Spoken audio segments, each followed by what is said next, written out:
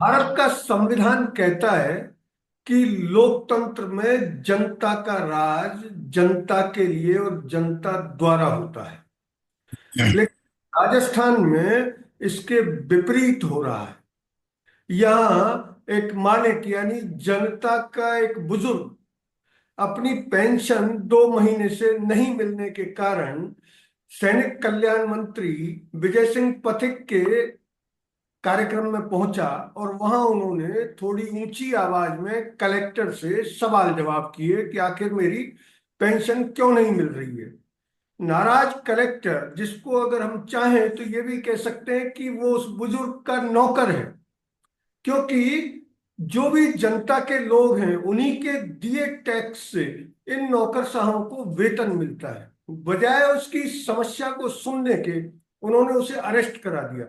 और वहां के एक एसडीएम, वो बड़ी ही बेमुरब्बत होकर बोलते हैं कि वह पेंशन मांग रहा था तो क्या कलेक्टर से उलझेगा। आखिर कलेक्टर से क्यों नहीं उलझे? 60 साल का बुजुर्ग राम अवतार डांगी 2 महीने से पेंशन नहीं मिलने के कारण बेहद परेशान था।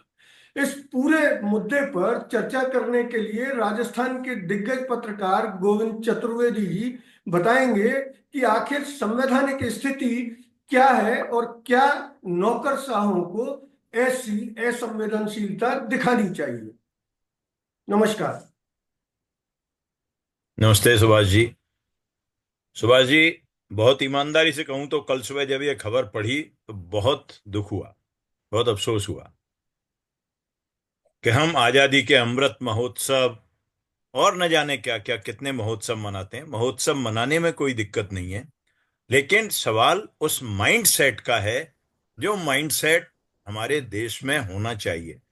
वो माइंड सेट पॉलिटिकल लीडरशिप से लेके ब्यूरोक्रेटिक लीडरशिप और फिर आम आदमी, मैं सबकी बात करता हूं। जो भी बुजुर्ग थे वो वहीं के झुंझुनू के पास के किसी गांव के थे। राम अवतार डांगी 60 साल का आदमी है, कानूनन पेंशन का हकदार है। 2 महीने से पेंशन नहीं मिली। वो केवल कहने गया वहां फंक्शन में कि भाई मंत्री विजय सिंह जी चौधरी आ रहे हैं, सैनिक कल्याण मंत्री। झुंझुनू वैसे भी सैनिकों का जिला है, और सैनिक कल्याण मंत्री आ रहे हैं, मैं जाके उनके सामने अपनी बात रखूंगा, कलेक्टर के सामने रखूंगा। और उसके फंक्शन होने के बाद जो रिपोर्ट जितनी मैंने अखबार में पढ़ी है वो ये है कि फंक्शन होने के बाद उसने कलेक्टर साहब से कहा, नेचुरली देखिए क्या होता है। अ, मैं ये नहीं कहता कि नहीं सिखाते होंगे, लेकिन नौकरशाही में ये सिखाया जाता है कि भाई आप कहाँ पोस्टेड हो, उस जगह की मानसिकता क्या है, उस जगह के लोगों की मानसिकता क्या है। एक साइकोलॉजी, इसको मनोविज्ञान कहते हैं। लेकिन केवल डंडा लेने से कोई कलेक्टर या एसपी या राजनेता नहीं बन जाता। उस डंडे का प्रॉपर यूज होना चाहिए। तो उस बुजुर्ग की क्या गलती थी? मुझे आज भी याद है जब पूर्व मुख्यमंत्री अशोक गहलोत ने अपने दूसरे कार्यकाल में, बल्कि हाँ, दूसरे कार्यकाल में एक पेंशन का प्रोविजन किया था उन्होंने, 500 रुपए का। और वो 500 रुपए जब बुजुर्ग के पास जाते थे तो वो 500 रुपये में से अपने बच्चों को, बेटे को, बेटी को, उनको पैसे देता था। और जो खुशी उनके चेहरे पे आती थी, ये सब जगह मीडिया में उस दौर के बाद छपा कि वो जो खुशी आती थी वो अलग तरह की होती थी। करगिल युद्ध के टाइम पर जब शहीदों की विधवाओं को पैकेज दिए गए, शहीदों के परिजनों को पैकेज दिए, और उसके बाद हमारे यहाँ की जो परंपराओं में कई जगह नाते बैठ गई शहीद की विधवाएं, तो उन्होंने उनके माता पिता के लिए, और वो जो खुशी होती, 1-1 हजार रुपए की पेंशन उस समय की और उनके खाते में जमा कराए। मैं कहना यह चाह रहा हूं कि ये पेंशन कितनी बड़ी है उस आदमी के लिए। वो जितने भी होंगे, 1,500 होंगे, 2,000 होंगे, 1,000 होंगे, 2 महीने से अगर उस बुजुर्ग को नहीं मिल रहे हैं, वो कहने ही तो आया था। और आपने स्थिति के बारे में पूछा, स्थिति तो मतलब कहीं कोई प्रावधान न हो तो भी उस बुजुर्ग को ये जाकर के निश्चित तौर पे कलेक्टर से, एसडीएम से, मंत्री जी से, मैं मुझे खुशी है कि उन मंत्री जी ने आज जो बयान दिया है अखबारों में, उन्होंने कहा कि मेरे प्रोग्राम में कोई व्यवधान नहीं हुआ। विजय सिंह चौधरी जी का ये कथन आज छपा है, जिसको पढ़ के मुझे अच्छा लगा। आमतौर पर वही लाइन पॉलिटिकल लीडर टो कर लेते हैं, पकड़ लेते हैं, जो कल कलेक्टर साहब ने कही। कलेक्टर साहब का पढ़ के मुझे अफसोस हुआ, उन्होंने क्या जो भी नाम है उनका, नाम से कोई मतलब नहीं है, लेकिन उन्होंने कहा कि ये दूसरी पार्टी के मैन्युपुलेटेड किए हुए लोग थे, वो वहां कार्यक्रम को खराब करने आए। ये एक आम बात हो गई। आप डिबेट्स में भी देखेंगे तो हम सीधे सीधे पार्टी के प्रवक्ताओं को देखते हैं कि वो मतलब मान के चलना है कि मैं अगर अपोजिशन में हूं तो मुझे क्या करना है, रूलिंग में हूं तो मुझे क्या करना है। अगर आज यही राज कांग्रेस का होता तो बीजेपी के लीडर्स के बयानों की झड़ी लग जाती। एक आदमी नहीं बोला। ये दूसरी अफसोस की बात है। विजय सिंह चौधरी की मैं इसलिए तारीफ कर रहा था कि उस आदमी ने हिम्मत करके ये कहा। अब यहां पर सवाल ये आता है कि जो हिम्मत उन्होंने दिखाई है, एक कलेक्टर ने जो व्यवहार किया, जनसेवक 100%, जो आप कह रहे हैं कि जनता के पैसे के बूते पर सब लोग ये, मैं ऐश न भी कहूं तो यह है कि सारी साधन सुख सुविधाएं जो भी ये अपनी सर्विसेज रेंडर करते हैं उनके बदले उनको मिलती हैं। तो कलेक्टर हो चाहे एसडीएम साहब हो, एसडीएम साहब कह रहे हैं कि जो आपने बताया कि कलेक्टर साहब से उलझेगा क्या, भाई पेंशन मांग रहा है, मांगने की नौबत क्यों आए। हमने ये प्रावधान, जहां तक मुझे ध्यान है, ये प्रावधान नियमों में पिछली गवर्नमेंट ने कर दिए थे कि ऑटोमेटिक एक पर्टिकुलर डेट को वो पेंशन खाते में पहुंच जाएगी।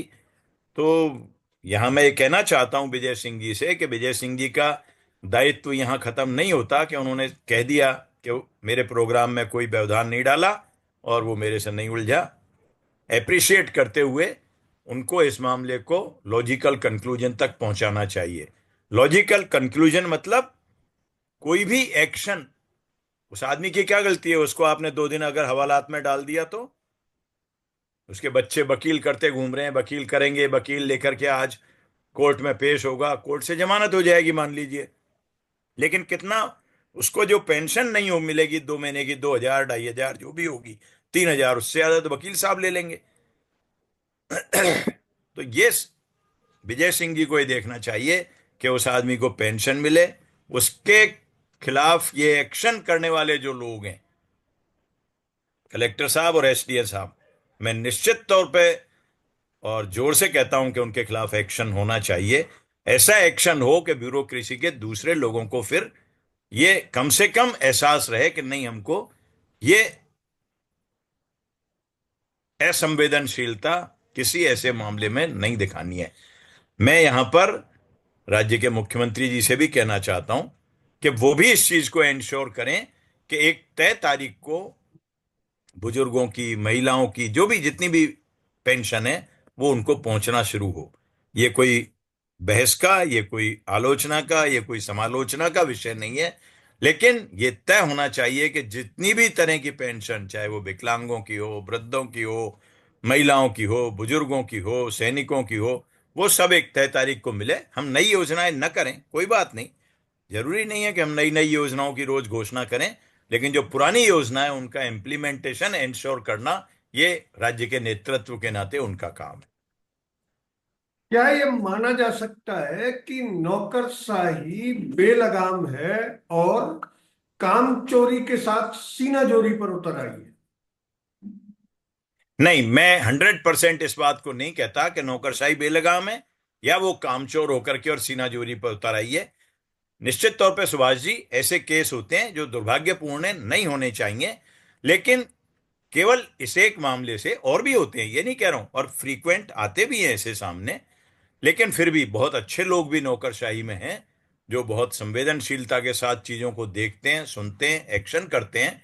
और इन ऐसे मामलों की उस पे हम उनको कटघरे में खड़ा नहीं कर सकते, लेकिन फिर भी जो आप कह रहे हैं वो बात यहां पर मुझे सही लगती है कि इस मामले में न केवल ब्यूरोक्रेटिक लीडरशिप, लेकिन पॉलिटिकल लीडरशिप को भी स्ट्रांग होना पड़ेगा।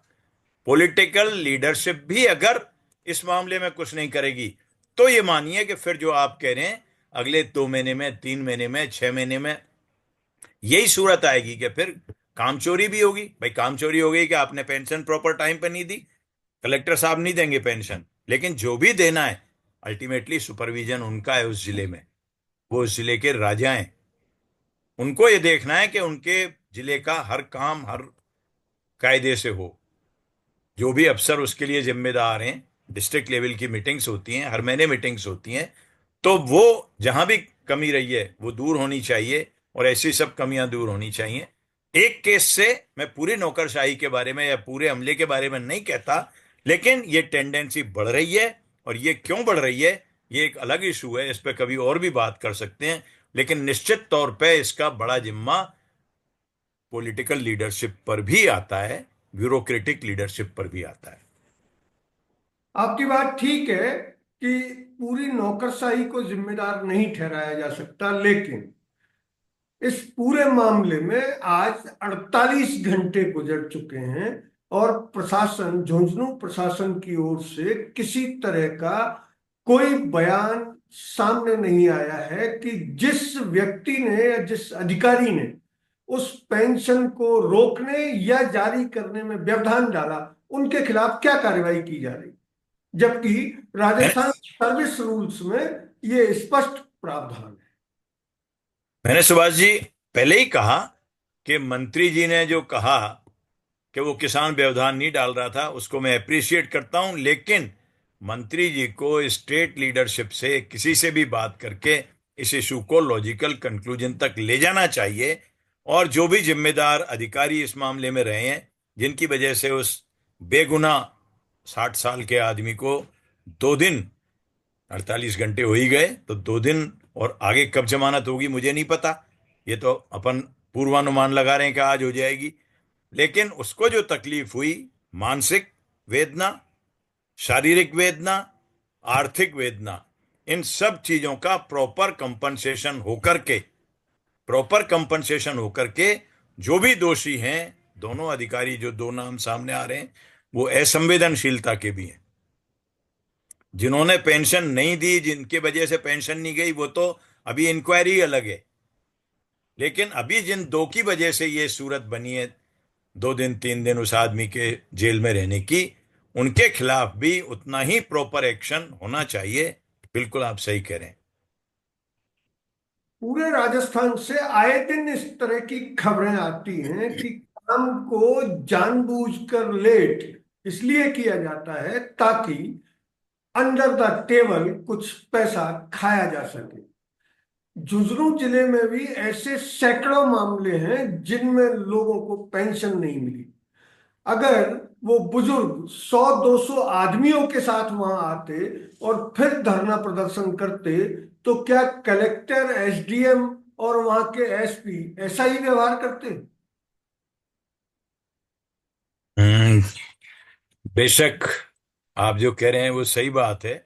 आपके इस सवाल का जवाब मैं दो हिस्सों में देता हूं। एक, जो आपने कहा कि राज्य भर से ऐसी शिकायतें, निश्चित तौर पे, और इसीलिए मैंने कहा कि नई योजनाएं भले हम शुरू ना करें, लेकिन पुरानी योजनाएं 100% लागू होती रहे, समय से लागू हो रहे हैं, ये इंतजाम करना स्टेट लीडरशिप का जिम्मा है। ये शिकायतें एक योजना की नहीं है, ये बहुत योजनाओं की हैं कि प्रॉपर पैसा पहुंच ही नहीं रहा, पैसे की कमी है, आ रहा है नहीं आ रहा है, वो सब देखना उनका काम है। और हर योजना के लिए समय पे पैसा पहुंचे और समय पर वो आदमी को, लाभान्वित को, उसका लाभ मिले। एक साथ 3 महीने 6 महीने की देने से किसी को कोई फायदा नहीं होता। किसी चुनाव के मौके पर जारी करने से भी पॉलिटिकल गेन हो सकते हैं, लेकिन आम आदमी को फायदा नहीं होगा। इसलिए एक हिस्सा वो आप कह रहे हैं वो होना चाहिए पूरे राज्य का, सारी स्कीम्स के रिव्यू करके और प्रॉपर आदमी को टाइमली पैसा मिले। दूसरा हिस्सा जो आपने कहा, ये बहुत दुर्भाग्यपूर्ण बात है कि अगर मैं 100 आदमी, वो राम अवतार जी अगर 100 आदमियों के साथ जाते, तो शायद उनकी सुनवाई हो जाती, वहीं पे सारी फैसले हो जाते, धरने हो जाते। लेकिन जिस सवाल को मैंने बाद के लिए छोड़ा था आपके लिए कि कभी और इस पर बहस करेंगे, ये राजनीतिक असंवेदनशीलता की भी बात है। इससे वो इशू जुड़ा हुआ है। आप सोचिए, एक किसान नेता को 55 दिन 55 दिन भूख हड़ताल क्यों करनी पड़ी?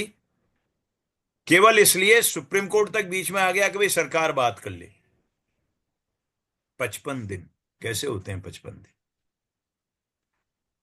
मैं फिर कह रहा हूं कि इस इशू को बड़ा इशू है, इस पर कभी बाद में अलग से बात कर सकते हैं। लेकिन ये अनफॉर्चुनेट स्थिति है ये भी, कि हमको हर जगह धरने, आंदोलन, प्रदर्शन करने पड़ते हैं, और उसके बाद फिर सरकारें निश्चित तौर पे ज्यादातर केसों में मानती हैं, ज्यादातर केसों में मान जाती हैं। बुजुर्ग राम अवतार की पेंशन का ये मामला इसलिए थोड़ा हाईलाइट हुआ है कि उसकी गिरफ्तारी होने के साथ मीडिया ने भी अपना दायित्व निभाया और उस खबर को जयपुर से छपने वाले एडिशनों में स्थान दिया। अगर ये खबर झुंझुनू जिले के पुलाउट में छपकर रह जाती तो शायद इतना भी एक्शन यानी मंत्री का बयान भी सामने नहीं आता। अगर ये वीडियो आपको अच्छा लगा तो इसे लाइक करें, शेयर करें और हाँ, हिंदी हेडलाइन को सब्सक्राइब जरूर करें। धन्यवाद। जय हिंद।